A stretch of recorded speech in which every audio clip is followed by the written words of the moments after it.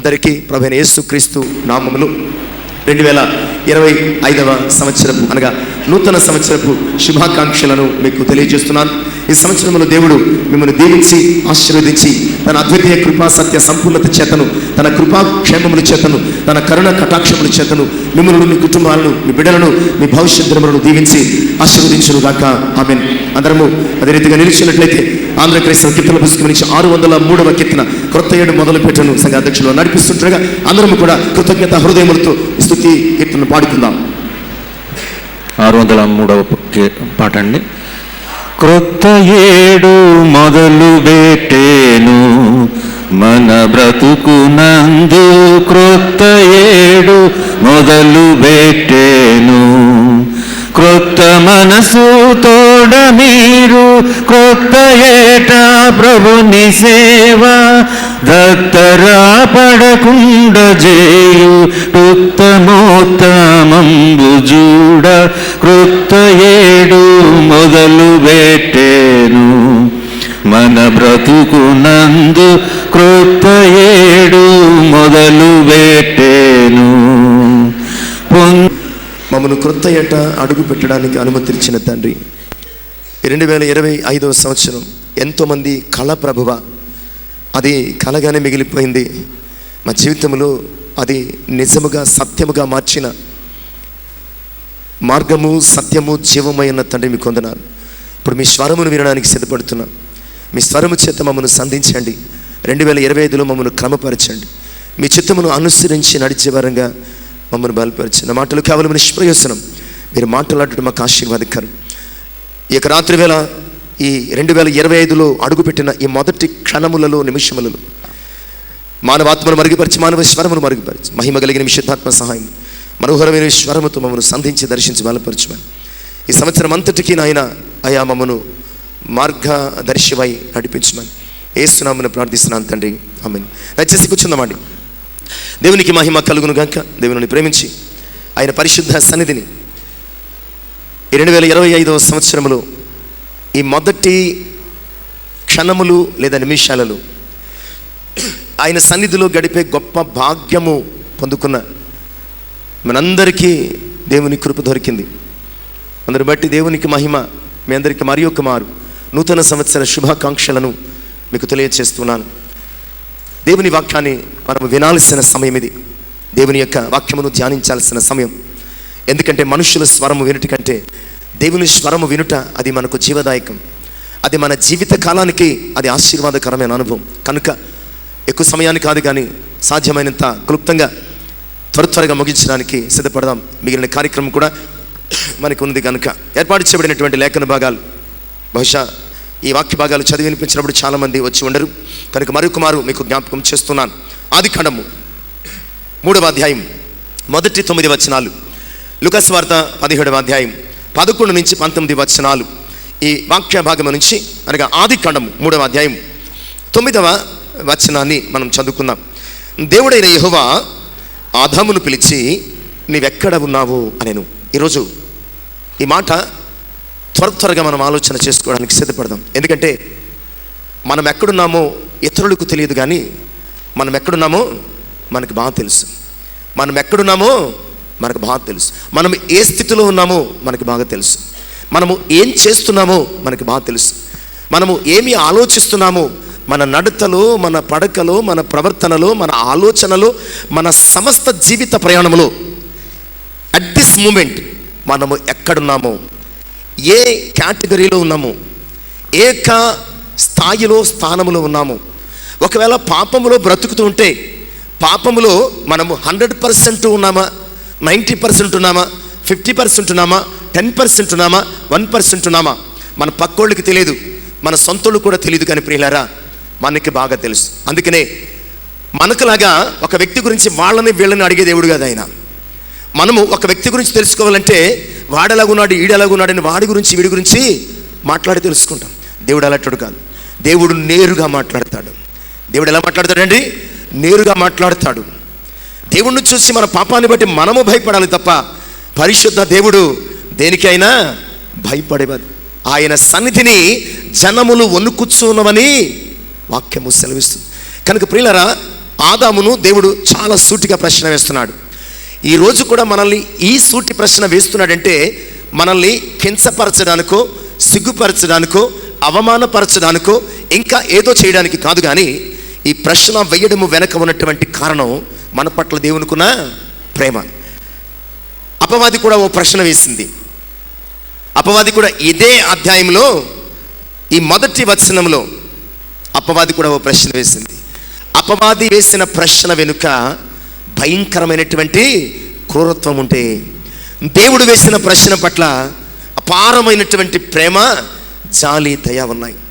అపవాది అవ్వమ్మను పడగొట్టడానికి ప్రశ్న వేశాడు, దేవుడు ఆదామును నిలవబెట్టడానికి ఈ ప్రశ్న వేశాడు. కనుక ఈరోజు ఈ ప్రశ్నకు ఎవ్వరూ నొచ్చుకోవాల్సిన అవసరం లేదు. ఎందుకంటే నీవెవ్వరికి చెప్పవసరం లేదు. నీ వ్యక్తిగత జీవితంలో నీవెక్కడ ఉన్నావు నీ దేవునికి చెప్తే చాలు. అక్కడి నుంచి నిన్ను తీసుకొచ్చి మరలా ఇక్కడ ఆయన పెట్టగలిగిన సమర్థుడు. అందుకనే ఈరోజు మరొక మారి ప్రశ్న వేస్తున్నాను, నీవెక్కడున్నావు? 2024లో ఇప్పటి వరకు నీవెక్కడా ఉన్నావు? ఒకసారి చెక్ చేసుకోవలసిన అవసరం ఉంది. సమాధానం ఇచ్చే ముందు 1కి 10 సార్లు ఆలోచన చేసుకోవలసిన, అవలోకన చేసుకోవలసిన, మనము పరిశీలన చేసుకుని సమాధానం చెప్పాలి. ఎందుకంటే ఈ సమాధానము నీ పక్కొడుకో, నీ ఇంట్లో భార్యకో, భర్తకు చెప్తున్న సమాధానం కాదు. ఎవరికి చెప్తున్నావు ఈ సమాధానం? సర్వము ఎరిగినటువంటి సర్వజ్ఞుడైన దేవునికి నీవు చెప్తున్నావు. సర్వశక్తిమంతుడైన దేవునికి నీవు చెప్తున్నావు.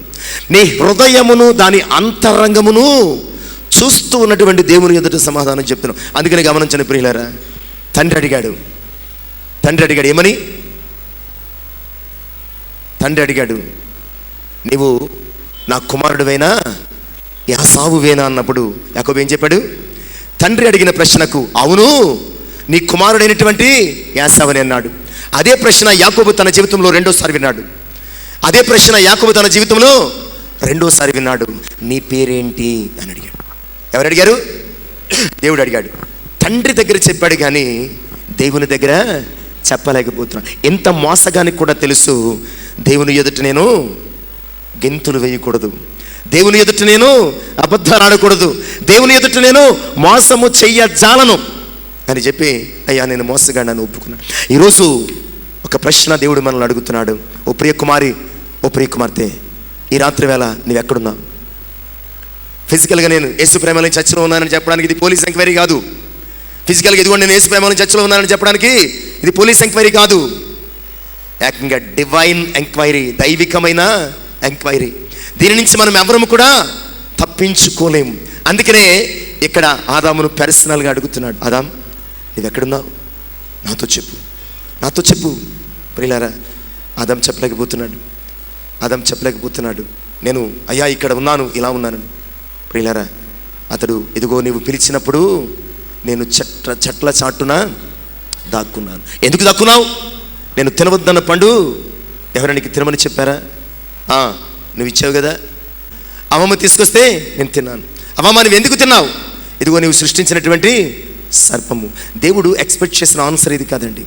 నువ్వెక్కడ ఉన్నావంటే ఏం చెప్పాలి ఆదాం? నువ్వెక్కడ ఉన్నావంటే ఆదాం ఏం చెప్పాలండి? అయ్యా నేను పడిపోయానయ్యా, నీ ప్రణాళిక నుంచి పడిపోయానయ్యా, నీ ఆలోచన నుంచి పడిపోయాను, నీకు చిత్తము నుంచి పడిపోయాను, నీ ఆజ్ఞ నుంచి పడిపోయాను. అయ్యా నన్ను క్షమించు ప్రభా. నేను దిగంబరునై ఉన్నానని తన స్థితి చెప్తున్నాడు, కానీ తను పడిపోయినటువంటి అనుభవాన్ని గురించి మాట్లాడటం లేదు. ఈరోజు చాలాసార్లు దేవుని సన్నిధిలో మనము ప్రార్థన చేస్తున్నప్పుడు మనం ఎక్కడ పడిపోయామో దాని గురించి మాట్లాడటం లేదు, కానీ మనకు అది కావాలి, ఇది కావాలి, 2025లో ఇది చెయ్యి ప్రభా, అది చెయ్యి ప్రభా, ఏదో చెయ్యి ప్రభా. దేవుడు ఈరోజు 2025లో నేను నుంచి ఎక్స్పెక్ట్ చేస్తున్నది ఇది కాదు. ఆదామా నువ్వు ఎక్కడ ఉన్నావంటే, అయ్యా నేను పడిపోయానయ్యా. ఆదామా నువ్వు ఎక్కడ ఉన్నావు? అయ్యా నేను చెడిపోయానయ్యా. ఆదామా నువ్వు ఎక్కడ ఉన్నావు? నేను నీ చిత్తము నుంచి తప్పిపోయానయ్యా అని నిజంగా ఒప్పుకోగలిగితే ఆదాము, ఆ క్షణమే ఆదామును ఆయన బ్రతికించి రక్షించి పాపము నుంచి విడిపిందుడేమో. ఎందుకంటే అంత పాపం చేసిన వారి కొరకు ఒక గొర్రె పిల్లను బలిచ్చిన దేవుడు, ఆ తర్వాత కొన్ని వేల సంవత్సరాల తర్వాత తానే బలిగా అర్పించుకున్న దేవుడు ఆ రోజు పరిహారం చేయలేడా? చేస్తాడు. కానీ అది ఒప్పుకోవడానికి ప్రియులారా ఇన్ని సంవత్సరాలు పట్టింది. ఈరోజు నువ్వు ఎక్కడ ఉన్నావు?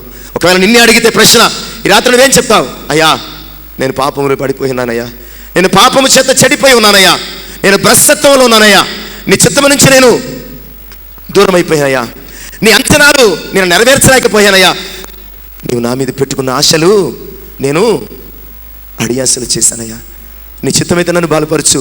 ఈ 2025లో నీ చిత్తమును నెరవేర్చు. నీ సేవకునిగా, నీ కుమారునిగా, నీ కుమార్తెగా బ్రతికే అవకాశం ఇయ్యయ్యా అని మనం ప్రార్థించగలిగితే ఆయన క్షమించుటకు సిద్ధమైన మనస్సు కలిగినవాడు. ఎంత ఘోర పాపినైనా ఆయన క్షమించుటకు సిద్ధ మనస్సు కలిగినవాడు. ఇలారా రెండవ మారు ఇదే ప్రశ్న వేస్తున్నాడు. ఎవరినో తెలుసా? మొదట ఆదామును వేశాడు, రెండవ మారు ఇదే ప్రశ్న వేస్తున్నాడు. యూదా నీవెక్కడున్నావు? యూదా నీవు ఎక్కడున్నావు? మత్తయి సువార్త 26వ అధ్యాయం 14-15 వచనాలు. మత్తయి సువార్త 26వ అధ్యాయం 14-15 వచనాలు. ఆయన అడుగుతున్నాడు. లిటరల్లీ ఇక్కడ లేదు, కానీ యోధా ముఖం చూసినప్పుడు యోధాను ఖచ్చితంగా ఆయన అడిగే ఉంటాడు. యోధా ఎక్కడికి వెళ్ళావు? ఇంతసేపు ఎక్కడున్నావు నువ్వు? ఆ వచనాలు చదివితే ఎక్కడున్నాడు అర్థమవుతుందండి.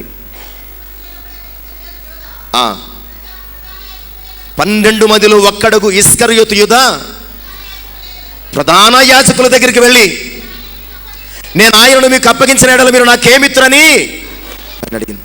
యోధా ఎవరి శిష్యుడండి? యోధా ఎవరి శిష్యుడు? ఈరోజు నీవి ఎవరి తాలూకా? ఈరోజు ఎవరి తాలూకా? ఈ మధ్యన కొత్త కొత్త వెర్షన్స్ వస్తున్నాం మనం, దాని గురించి మనకు అనవసరమైన విషయాలు. ఈరోజు నువ్వు ఎవరి తాలూకా? ఎవరి తాలూకా అండి? దీనికి కూడా ఇంత ఆలోచిస్తున్నామంటే 2025 కాదు కదా, యుగాంతం వచ్చిన మన బతుకులు ఎవడు మార్చలేడు. నువ్వు ఎవరి తాలూకా అని అడుగుతుంటే ఈ సమాధానం చెప్పడానికి ఇంత సమయం కనపెడుతుంటే 25 కాదు కదా, యుగాంతం వచ్చిన మన బతుకులు ఎవడు మార్చలేడు. నువ్వెవరి తాలూకా? యేసు తాలూకా. యేసు తాలూకా అయితే ఎక్కడ ఉండడం మానేసి నీ భర్త ఎక్కడున్నాడు? నువ్వు యేసు తాలూకా అయితే ఎక్కడ ఉండడం మానేసి నీ భార్య ఎక్కడుంది? నువ్వు యేసు తాలూకా అయితే భార్య భర్తలు ఎక్కడున్నారు? మీ పిల్లలు ఎక్కడున్నారు?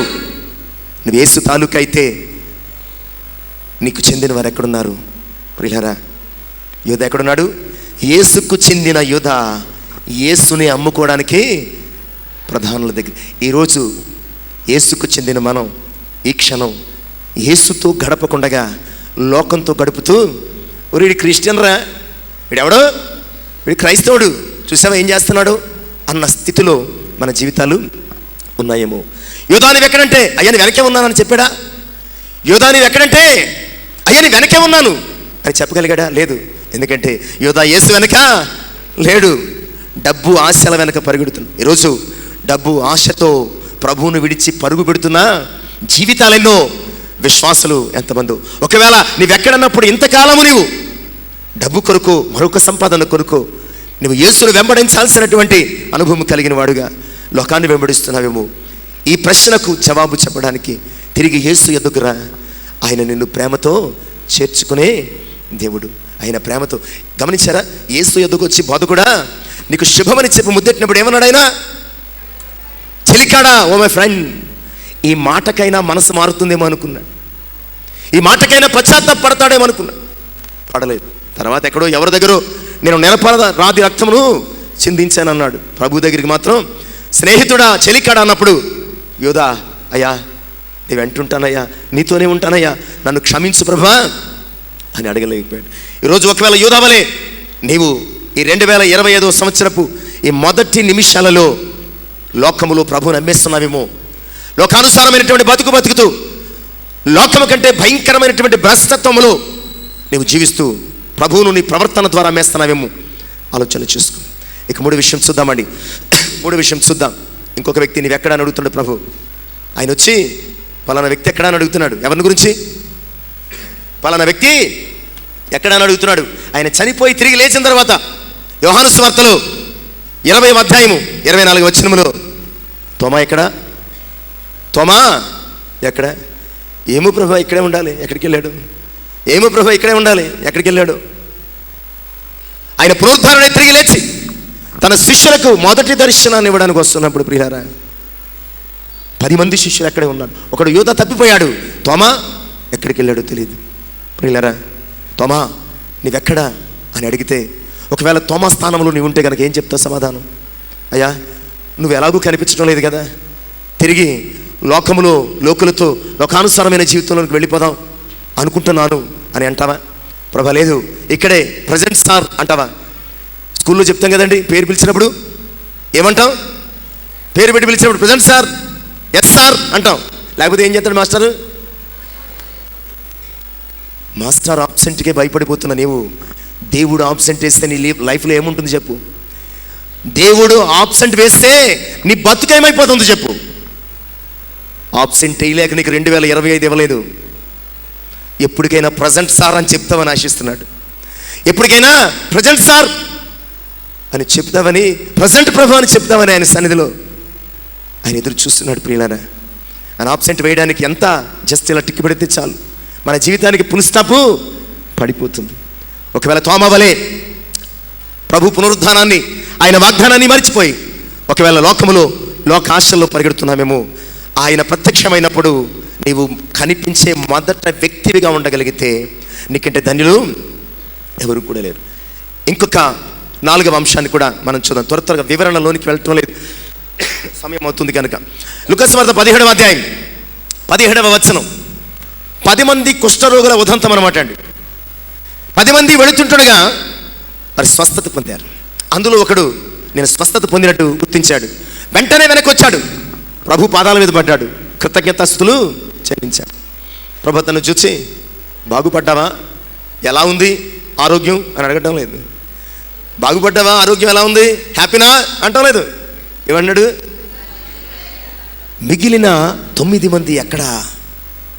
మిగిలిన 9 మంది ఎక్కడా? ప్రియులారా, నీవు కృతజ్ఞత చెల్లించడంలో ఎక్కడ ఆగిపోయావు? మధ్యలో ఆగిపోయారు వాళ్ళు. ఈ ఒక్కడు వెనక్కి 2024 దేవుడు నీకు ఇచ్చాడంటే కృతజ్ఞత చెల్లించడంలో నువ్వెక్కడ ఉన్నావు? ఆ ఒక్కడైన సమరైన వలె ఇక్కడున్నావా? లేదంటే నీకు కలిగినటువంటి ఈ కృపను బట్టి నీవు లోకములో ఆనందించడానికి వెళ్ళిపోయావా? కృతజ్ఞత చెల్లించడంలో సమరయుడు ఫస్ట్లో ఉన్నాడు, మిగిలిన 9 ఫెయిల్ అయ్యారు.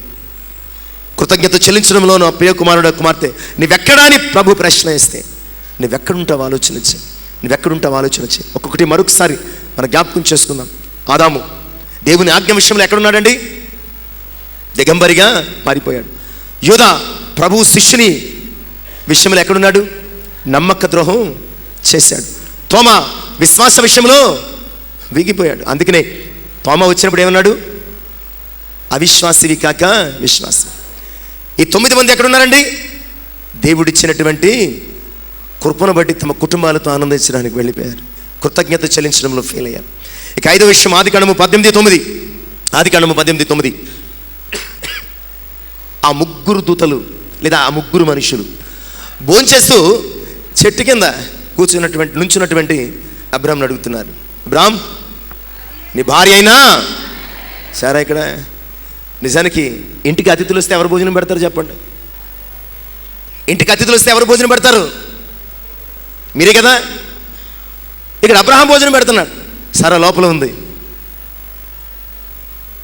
సారా లోపల ఉంది. ప్రియులారా, నిజమే, చాలాసార్లు మనము లోపలే ఉండిపోతున్నాం, ప్రభువునందలి వెలుగులోనికి రాలేకపోతున్నాం. వెలుగులోనికి వస్తేనే కదా నీ ముఖంలో బాధ ప్రభు చూసేది. ప్రభు ఎద్దుకు వస్తేనే కదా నీకున్నటువంటి వేదన ఆయన తీసేది. ఇంట్లో కూర్చుని నాకు అది లేదు ఇది లేదు అన్నటువంటి సారా వంటి స్థితిలో ఉండిపోయేవేమో. ప్రభు దగ్గరికి రాక, ఆయన సన్నిధికి రాలేక, ఆయన సన్నిధిలో విజ్ఞాపన చేసి విశ్వాసముతో ఆయన కృపను పొందుకోలేక, అపనమ్మకంతో లోక ప్రయత్నాలు చేస్తున్న సారా స్థానంలో ఉండిపోయేవేమో. నువ్వు హాగరుని ఇవ్వడానికి మాత్రం మొదటికొచ్చింది, భోజనం పెట్టడానికి మాత్రం రాలేదు. తన భర్తకు హాగరుని ఇవ్వడానికి మొదట వచ్చింది. ఆమె డెసిషన్ మేకర్, అంతే కదండి. యజమానితో ఏమన్నది? నా దాసి అయిన హాగరుతో వెళ్ళు, నాకు పిల్లలు గాను. ఎంత బుద్ధిహీనత ఎలాగవుతారు? కానీ దేవుని పక్షముగా వచ్చినటువంటి మనుషులకు మాత్రం భోజనం పెట్టడానికి వెనకబడిపోయింది. చాలాసార్లు దేవుని విషయాల్లో వెనకబడిపోతున్నటువంటి ఓ విశ్వాసి, లోక విషయాల్లో ముందుకు పరిగెడుతున్న ఈ విశ్వాసి, నీవెక్కడ ఉన్నావో ఆలోచన చేసుకో. నీవెక్కడ ఉన్నావో ఆలోచన చేసుకో. నీవు ప్రభువు దగ్గర ఉండగలిగితే ఆయన వాగ్దానాలన్నీ నీకు. వాగ్దానం ఎవరికి ఇచ్చాడండి దేవుడు? ఆ సమయంలో వాగ్దానం ఎవరికి ఇచ్చాడు? అబ్రహాముకే ఇచ్చాడు. అఫ్కోర్స్ అందులో ఇంక్లూడింగ్ స్థానం అనుకోండి, కానీ వాగ్దానం ఎవరు పొందుకున్నారు? దేవుని దగ్గర నుంచి డైరెక్ట్గా వాగ్దానం పొందుకోవడం మించినటువంటి భాగ్యం ఏమైనా ఉన్నదా? అలాంటి భాగ్యము అబ్రహాముకు దక్కింది. నీవు దేవుని యొద్దకు రాకుండా ఇంట్లోనే ఉండిపోతున్నావంటే ఆయన వాగ్దానాలు నువ్వేమవుతున్నావు? మిస్ అయిపోతున్నావు అనమాట అండి. మిస్ అయిపోతున్నావు. జ్ఞాపకం చేసుకో. సారా ఎక్కడంటే ఇంట్లో ఉంది. ఇక తర్వాత విషయాన్ని మనం ఆలోచన చేద్దామండి. 6వ విషయాన్ని ఆలోచన చేద్దాం. ఆదికాండం 34:1. ఆదికాండం 34:1 అండి. లేయా యాకోబునకు కనిన కుమార్తె అయిన దీనా. ఒకవేళ తండ్రి ఆ టైంలో ఇంటికి వచ్చి దీనా ఎక్కడా, దీనా ఎక్కడా, దీనా ఎక్కడా అని అడిగితే సమాధానం ఏంటి? దీనా షెకెమును చూడ్డానికి, షెకెము కుమార్తెలను చూడ్డానికి, షెకెము అందాలను చూడ్డానికి వెళ్ళిందని చెప్పాలి. ఈరోజు ప్రియులరా, ఎవరి బిడ్డలుగా చాలామంది మీ అమ్మాయి ఎక్కడండి, మీ అబ్బాయి ఎక్కడండి అంటే తల్లిదండ్రులు చెప్పలేనటువంటి స్థితిలో ఒకవేళ పిల్లలు ఉన్నారేమో.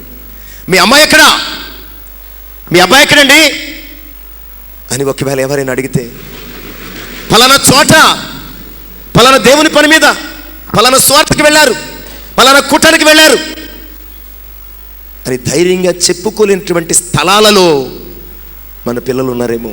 ఆలోచించండి. భయంకరమైనటువంటి స్థితిలోనికి దీనా దిగజారిపోయింది. నీవెక్కడా ప్రతి ఒక్కరూ సమాధానం చెప్పాల్సిన అవసరం ఉందండి. రాజుల 2వ గ్రంథం 5వ అధ్యాయం 20వ వచనం 21వ వచనం. రాజుల 2వ గ్రంథం 5వ అధ్యాయం 20వ వచనం 21వ వచనం. ఇక్కడ గెహజీ ఎక్కడి నుంచి వస్తున్నావు? నువ్వెక్కడ? ఇంతసేపు ఏమైపోయావు? గెహజీ ఎక్కడి నుంచి వస్తున్నావు? అబే ఇక్కడే ఉన్నాను. మన వాళ్ళు అప్పుడప్పుడు అంటారు, ఏమైపోయాను మిమ్మల్ని ఎతికాం? అబే ఇక్కడే ఉన్నాను, పక్కన ఉన్నాను. పక్కన ఉండాల్సిన అవసరం ఏంటి? పరిగెట్టాల్సిన అవసరం ఏంటి?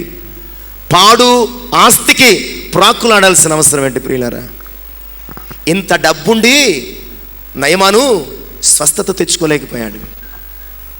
డబ్బు లేకుండా దేవుడు ఎలీషా ద్వారా నయమానుకు స్వస్థ. ఇప్పుడు డబ్బు గొప్ప, నయమాను డబ్బు గొప్ప, ఎలీషాకు దేవుడిచ్చిన గొప్ప వరం గొప్ప? చెప్పండి. స్వస్థత కలుగ చేసుకోలేని నయమాను డబ్బు గొప్ప, నయమానుకు స్వస్థతనిచ్చిన ఎలీషా దేవుడు గొప్ప? చెప్పండి. అంతే కదా?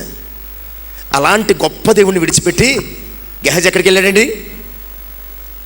స్వస్థత ఇవ్వలేని, ఎలాంటి ఉపయోగం లేనటువంటి డబ్బు వెంట పరుగులు పెట్టాడు, వస్త్రాల వెంట పరుగు. ఈరోజు చాలాసార్లు ప్రియులారా, ఆశీర్వాదం ఇవ్వగలిగినటువంటి దేవుని సన్నిధిని విడిచి పూటకో అర్ధపూటకో ఓ పూట కూటి కొరకు ఆశపడి మనం దేవుని సన్నిధిని దూరం చేసుకుంటున్నాం. మేము ఆలోచించండి ప్రియులారా. గెహజీ వలె మనము దేవుని సన్నిధిని, దేవుని విడిచి పరుగెట్టుకుండగా జాగ్రత్తగా ఉందాం. చివరిగా తప్పకుండా మనం జ్ఞాపకం చేసుకోవాల్సిన ఒక వ్యక్తిని పరిచయం చేసి నేను ముగించడానికి సిద్ధపడుతున్నాను. యోనా గురించి ఆలోచన చేద్దాం. ఇంతకంటే ఎక్కువ విషయాలు వస్తాయి యోనా గురించి ఆలోచన చేస్తే. యోనా నీవెక్కడ అంటే ఒక్కొక్కటి చెప్పేస్తాను, మీరు చదవవసరం లేదని. ఒకవేళ వీళ్ళని అడిగితే వీళ్ళ నుంచి ఒక్కొక్క సమాధానమే వచ్చి ఉంటుందేమో, కానీ యోనాను అడిగితే 4 అధ్యాయాల యోనా గ్రంథంలో చాలాసార్లు నేను అక్కడ ఇక్కడ ఎక్కడో అంటాడు. చూద్దాం. యోనా నీవెక్కడ అంటే యోనా నుంచి వచ్చే సమాధానం, నేను దేవుని సన్నిధి నుంచి పారిపోతున్నాను. ఎంతమంది మనలో నిన్ను ప్రశ్నిస్తే దేవుని సన్నిధి నుంచి పారిపోయే వ్యక్తిగా ఉన్నాం. యోనా నీవెక్కడంటే తర్షీషుకు పోయే వాడెక్కుతున్నాను. ఈ మధ్యన ఫోన్లు చేస్తున్నాం కదండి, ఫోన్లు వచ్చినాయి మనకి. ఎవరైనా బయటికి వెళ్తే, భర్త భార్య బయటికి వెళ్తే చీటికి మాటికి నువ్వు ఎక్కడున్నావు ఫోన్లు చేసి అడుగుతారా లేదా చెప్పండి. ఇలా భర్త బయటికి వెళ్తాడు, ఇక్కడ బండి కూడా బయటికి తీయండి, ఫోన్ చేసి ఎక్కడున్నావు? ఇప్పుడే కదా నీకు కళ్ళ ముందు నుంచి వచ్చింది, ఎక్కడ పోతాను? మళ్ళీ 10 నిమిషాలు పోయిన తర్వాత ఎక్కడున్నావు? యోనా జీవితం అలాగే ఉంది. యోనా ఎక్కడున్నావు? దేవుని సన్నిధి నుంచి పారిపోతున్నాను. మొదటి సమాధానం. యోనా ఎక్కడున్నావు? తర్షీషుకు పోయే ఓడకు టిక్కెట్ కొనుక్కుంటున్నాను. యోనా ఎక్కడున్నావు? ఆ ఓడ వారితో కలిసి ఓడెక్కుతున్నాను. యోనా ఎక్కడున్నావు? ఎవ్వరికి కనిపించకుండా ఓడ అడుక్కి వెళ్ళిపోయాను. యోనా ఇప్పుడు ఏం చేస్తున్నావు? హాయిగా నిద్రపోతున్నాను. యోనా ఏంటి వాట్సాప్? ఏం జరుగుతుంది? ఏం జరుగుతుంది? దేవుడు సముద్రంలో వేసాడు నన్ను. ఏం జరుగుతుంది? దేవుడు సముద్రంలో వేసేసాడు. అవునా? ఏం జరిగింది మరి? ఏదో మింగినట్టు అనిపిస్తుంది కానీ ఎక్కడున్నానో తెలియటం లేదు. యోనా మరి ఇప్పుడు ఏం చేస్తున్నావు? ప్రార్థన చేస్తున్నాను. అయ్య బాబు, యోనా మారిపోయాడేమని 2వ అధ్యాయం చదువుతాం మనం. ప్రార్థన చేస్తున్నాను కానీ యోనా మారిపోయాడేమని 2వ అధ్యాయం చదువుతాం. మారలేదు, ఏదేదో మాట్లాడుతున్నాడు. సంధి ప్రేలాపన అంటారు కదా, సంధి ప్రేలాపన అంటారు కదా. నీళ్ళు మింగేసాడేమో, ఏదేదో మాట్లాడుతున్నాడు. ఈ కరళ్ళు, ఈ నాచు, ఈ సముద్ర జలాలు. అసలు సముద్ర జలాలకి యోనాకి ఏమైనా సంబంధం ఉందా? యోనా ఎక్కడున్నాడు? చేప కడుపులో ఉన్నాడు. చేపకి సముద్రానికి సంబంధం ఉంది తప్ప సముద్రానికి యోనాకు సంబంధం లేదు. కానీ సముద్రం మీద, సృష్టి మీద, దేవుని మీద నిందలు నెపాలు వేసేస్తున్నాడు. ఆపదముక్కుల ప్రార్థన, వాడుక ప్రార్థన, అవసరార్థమైన ప్రార్థన, ప్రియులారా ఫిర్యాదుల ప్రార్థన, కంప్లైంట్స్ ప్రేయర్, కంప్లైంట్స్ ప్రేయర్. ఇదేం చేస్తున్నాడు? యోనా ఎక్కడ ఉన్నామంటే ప్రార్థన చేస్తున్నాడని అది అసలైన ప్రార్థన అనుకుంటారేమో, మనకలాగే చేస్తున్నాడు. ప్రియులారా యోనా ఎక్కడ ఉన్నామంటే అవిధేయతలో ఉన్నాను. ఎందుకంటే దేవుడు నీనివేకు ప్రకటించమని చెప్తే దెబ్బతిన్న తర్వాత కూడా వెళ్ళి 3 దినముల ప్రయాణమైనటువంటి నీనివే పట్టణాన్ని ఏం చేశాడు? ఒక్కదనం తిరిగి కూర్చున్నాడు. ఈరోజు 3 రోజులు దేవుని సన్నిధికి వరుసగా రమ్మంటే ఫస్ట్ రోజు వస్తారా, 2వ రోజు వస్తారా, 3వ రోజు వస్తారా? భోజనాలు ఎప్పుడు పెడతారండి? ఫైనల్గా డిసైడ్ అవుతాం అనమాట అండి. ఇక్కడ 3 రోజులు తిరగవయ్యా అని యోనాను అంటే ఒక్కరోజు తిరిగాడు. యోనా కంటే నీనివే ప్రజలు చాలా భయభక్తులు కలిగిన వారు. ఎందుకంటే ఒక్కరోజు తిరిగి ప్రకటిస్తే మొత్తం పట్టణం మారిపోయింది. 100 సార్లు చెప్పిన ఈ వ్యక్తి మారటం లేదు. ఇప్పటి వరకు 100కు మించి నీకు నాకు ఆయన చెప్తున్నాడు. నువ్వు మారవా? నువ్వు ఎక్కడున్నావు? మళ్ళీ అవిధేయతలో పడ్డావే. సముద్రంలో పడిన బుద్ధి రాలేదా నీకు? మళ్ళీ ఎక్కడ పడ్డావు? అవిధేయతలో పడ్డాం. మరలా అడిగాడు దేవుడు యోనా ఎక్కడున్నావు? ఏముందిలే ప్రభా, చింతపడుతున్నాను. ఎందుకు చింతపడుతున్నావు? వీళ్ళు ఎలా చచ్చిపోతారో చూద్దాం అనుకున్నాను. వీళ్ళని తీరా నువ్వు ఏం చేసావు? కాపాడేశావు. కాపాడితే చింతేటయ్యా? మరి నీ ప్రకటించినంత ఏమైపోయింది? వ్యర్థమైపోయింది కదా. పిచ్చి ప్రవక్తగా చూస్తారు కదా నన్ను. చింతపడుతున్నాడు. తర్వాత యోనా ఎక్కడున్నావంటే ఆ చింత ప్రక్కనే 4వ అధ్యాయం 1వ వచనంలోనే యోనా కోప్పడుతున్నాడు. ఎవరి మీద? చాలాసార్లు దేవుని మీద కోప్పడిన జీవితాలు మరి. ఎక్కడున్నావు? దేవుని మీద కోపంతో ఏటో తేల్చుకోవడానికి చర్చికి వెళ్తున్నాను. దేవుని మీద కోపంతో చర్చికి వెళ్ళడం ఏంటి? పాస్టర్ గారు ఉంటారు, పెద్దలు ఉంటారు, అడిగేస్తాను. ఇది ఎక్కడ కూడా అండి? అడిగేయడం ఏంటి? కడుక్కోవాల్సింది నీ బతుకు కదా, అడుక్కోవాల్సింది దేవుని దగ్గర కదా. కడుక్కోవాల్సింది ఏంటి? నీ బతుకు కదా. అడుక్కోవాల్సింది ఎవరి దగ్గర? దేవుని దగ్గర కదా. మరి పాస్టర్ గారిని పెద్దలను అడిగేస్తే ఏమవుతుంది? ఏమీ రాదు. ప్రియులారా గమనించండి, యోనా ఎక్కడ ఉన్నామంటే కోపంతో దేవుని అడుగుతున్నాడు. ఎందుకే నేను వెళ్ళన్నాను? నువ్వు విన్నావా? ఎందుకు వెళ్ళన్నాను నేను? ఏమైంది యోనా? దేవుడు అడుగుతున్నాడు. ఇదిగో నేను ప్రకటించాను, నువ్వు క్షమించేశావు. నాకు తెలుసు, అందుకనే పారిపోయాను. నాకు తెలుసు, అందుకనే పారిపోతున్నావు అని మళ్ళా పట్టుకొచ్చి పెట్టావు కదా ఇక్కడ. ఓ అదా, మరలా యోనా ఎక్కడా అని అడిగాడు. దేవుని మీద నేరాలు మోపుతున్నాడు. అవును, నేను కోపించుట న్యాయమే, నేను కోపించుట న్యాయమే. పైగా ఏమన్నాడు తెలుసా? ఈ ఎండ దెబ్బకు నేను సమస్యలిపోయాను, నన్ను చంపేయి, తీసేసుకో. యోనా ఏం చేస్తున్నాడు తెలుసా? దేవుణ్ణి బ్లాక్మెయిల్ చేస్తున్నాడు. యోనా ఏం చేస్తున్నాడండి? దేవుణ్ణి, నన్ను చంపేసుకో, నేను ఎండ తట్టుకోలేకపోతున్నాను, నేను వడదెబ్బ తట్టుకోలేకపోతున్నాను, నన్ను చంపేయి. దేవుణ్ణి బ్లాక్మెయిల్ చేస్తున్నాడు అనమాట. ప్రియులారా చివరికి యోనా ఎక్కడ అంటే యోనా ఓ ప్రశ్నగా మిగిలిపోయాడు. అంతే, యోనా ఓ ప్రశ్నగా మిగిలిపోయాడు. ఈరోజు ప్రియ సంగమా, ఎన్ని సంవత్సరాలుగా దేవుడు నేను ప్రశ్నిస్తున్నాడు. నా ప్రియ కుమారుడా, నా ప్రియ కుమార్తె, నువ్వెక్కడా అంటే దేవుడు అడిగిన ప్రశ్నగానే మిగిలిపోతుంది. కానీ ఇప్పటి వరకు మన జీవితాల నుంచి ఎలాంటి సమాధానం వెళ్ళలేదు. మరుకుమారు 2025లో అడుగుతున్నాడు, నా ప్రియ కుమార్తె ఎక్కడ? ఇప్పుడైనా చెప్తావా? ప్రభా ఇక్కడ పడిపోయాను, ప్రభా ఇక్కడ చెడిపోయాను, ప్రభా ఇక్కడ తడబడిపోయాను, ప్రభా ఇక్కడ వెనకబడిపోయాను, ప్రభా ఇక్కడ నేను ఏం చేయాలో తోచకుండా నిలబడిపోయాను. ప్రభా నువ్వు చెప్పగలిగితే అక్కడికి వచ్చి నేను తీసుకొస్తాడు ఆయన. నువ్వు నిజంగా చెప్పగలిగితే నువ్వు పడిపోయిన చోటుకి సమరయ్యన వలె వచ్చి తీసుకొస్తాడు. నువ్వు చెడిపోయిన చోట నీ మీద రాయి పడకుండా ఆయన నిన్ను రక్షిస్తాడు. నువ్వు నిలబడిపోయిన చోట నిన్ను చేయి పట్టి ముందుకు తీసుకెళ్తాడు. నువ్వు మునిగిపోతున్నావే, అక్కడ తన చేతినిచ్చి పైకి లేవనెత్తాడు. నువ్వు చెప్పాలి కదా, ప్రభా ఇక్కడ పడిపోయాను ప్రభా, ప్రభా ఇక్కడ చెడిపోయాను ప్రభా, ప్రభా ఇక్కడ తడబడిపోయాను ప్రభా, ప్రభా ఇక్కడ వెనకబడిపోయాను ప్రభా. నువ్వు చెప్పగలిగితే కదా ఆయన నీ దగ్గరకు వచ్చి సహాయం చేస్తాడు.